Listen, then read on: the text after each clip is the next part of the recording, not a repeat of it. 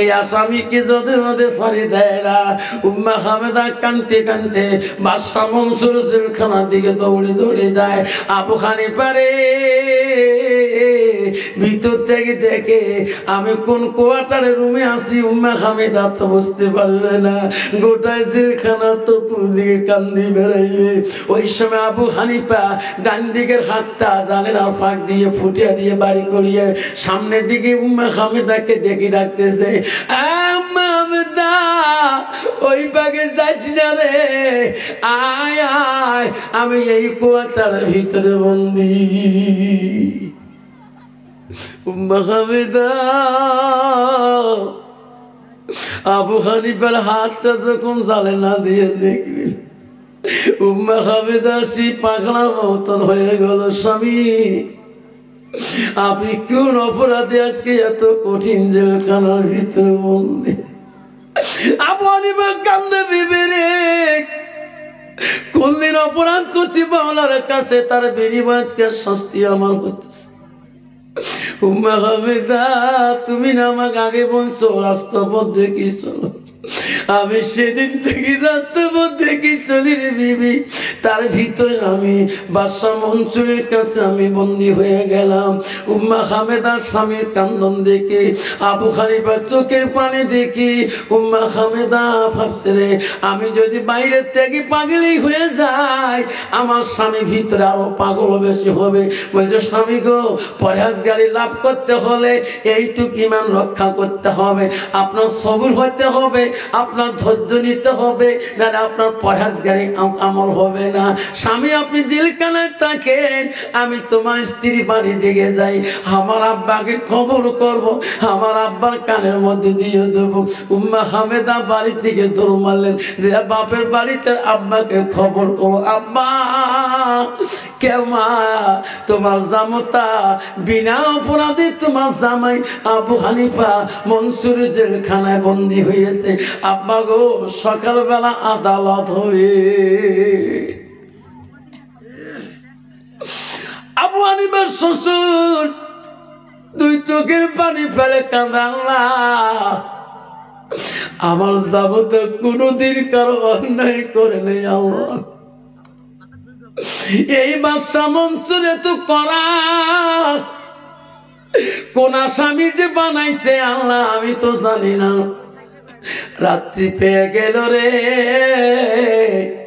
বাদশা বলল মন্ত্রী গত রাতের আসামিটা আমার রাজু দরবারে নিয়ে আসো, আমি দিনের মধ্যে সাক্ষী প্রমাণে বিচার আদালত করবো। ও মন্ত্রী আসামিটাকে দোকান থেকে নিয়ে আসো। আবু হানিফাকে আর মন্ত্রী বাদশার মন্ত্রী সেনাবাহিনীরা লোকাল থাকে টানি টানি হাতের মধ্যে হ্যান্ডকাপ লাগিয়ে নিয়ে যায়। আবু হানিফা দুই চোখের পানি বন্ধ হয় না, বাদশার সামনে যায় দাঁড়ায়। বাদশার আপুস করে, আবু হানিফা তুমি একজন জ্ঞানী ছেলে রে, তোর নাম আমি চতুর্দিকে শুনছিলাম, আজকে তুমি এত বড় খারাপ কাম করলি রে আবু হানিফা, আজকে তোমার দ্বারাই এই মেয়েটা একটা পশমের ক্ষতি হয়ে গেল। সত্যি করে বল আবু হানিফা, আমি বাদশা মনসুর, আমি কারো ডিগ্রি দেখি না, আমি কারো চেহারা দেখি না, আমি নেই বিচারক, আমি আল্লাহকে ভয় করি বিচার করি। আবু হানিফা চোখের পানি দিয়ে বুক ভিজে যাইতেছেন, মহারাজ আপনি নেই বিচারক আমি জানি, মহারাজ আপনার বিবেকে কি হয়, আমার দ্বারা কি এই মেয়েটা একটা পশম ক্ষতি হবে? আবু হানিফা বলেন, বাবা আমি তো বিচারক, আমি জানি তোমার দ্বারা একটা পশম এই মেয়েটার ক্ষতি হবে না, জোরে কোন সুবহানাল্লাহ। কিন্তু বাবা সত্যি করে বলো, আল্লাহকে ভয় করি বলো। আবু হানিফা বলে, মহারাজ আমি যদি অপরাধ করি থাকি অপরাধের বিচার আপনি করবেন, আমি খোদার কসম করি বলি মহারাজ আমি মেটার দিকে ভালো করি তাকিয়েও দেখি না। বাদশা মনসুর বলো, দুষ্ট মেরে সত্যি করিবাল বেটি, সত্যি করিবাল। আবু হানিফার দ্বারায় তোমার শরীরের একটা পশম যদি ক্ষতি হয়, আমি বাদশা মনসুর ছাড়ি দেব না। বললে মা তোমার জবান দিয়ে বল। দুষ্ট মেয়েটা তখন বল, মহারাজ সত্যি আবু হানিফা হুজুর সত্যি বলছে, আমার হুজুর মিথ্যে কথা বলে নাই। আমার হুজুর এখন আমার দিকে ভালো করে তাকিয়েও দেখে নাই। আবু হানিফা হুজুরের দ্বারায় আমার একটা পশম ক্ষতি হয় নাই। যেরকম সুবহানাল্লাহ বলো। তাহলে তুমি এই কাজটা করলি কেন? বলছে মহারাজ আমার ডানে বাঁ দেখো যত যুবক আছে, এই যুবকগুলো আমাকে দিরহাম লোভে, টাকার লোভে আমাকে এই উল্টা করতে বলছিল। মহারাজ আমি মূর্খ মেয়ে, পড়াশোনা জানি না, পয়সার লোভে পড়ি, এই যুবকদের পাল্লায় পড়ি, আমি বাধ্য হুজুরকে আমি কষ্ট দিলাম, হুজুর আমাকে ক্ষমা করে দেন। আবু হানিফা হুজুর আমার দিকে এক ইঞ্চি খারাপ নজরেও তাকায় নাই, আমার রুমের দিকেও তাকায় নাই। নাই থাকবেন একটা মহিলা 200 টাকা দিছে। বাদশা বিচার করবে এখন। বাদশাকে বললো, মহারাজ আমার ডানি বেজে ছেলেগুলো দাঁড়িয়ে আছে, এনার জন্য আজকে আমার এই পরিস্থিতি হলো। বাদশা মনসুর এখন ডাইনি বানি সাক্ষী, মিথ্যে সাক্ষীদের প্রমাণ কি হবে, আবু হানিফার কি হবে, মহিলাটার কি হবে, আপনারা শুনবেন না? শুনবেন? কে কে শুনবে হাত তুলে দেখাই।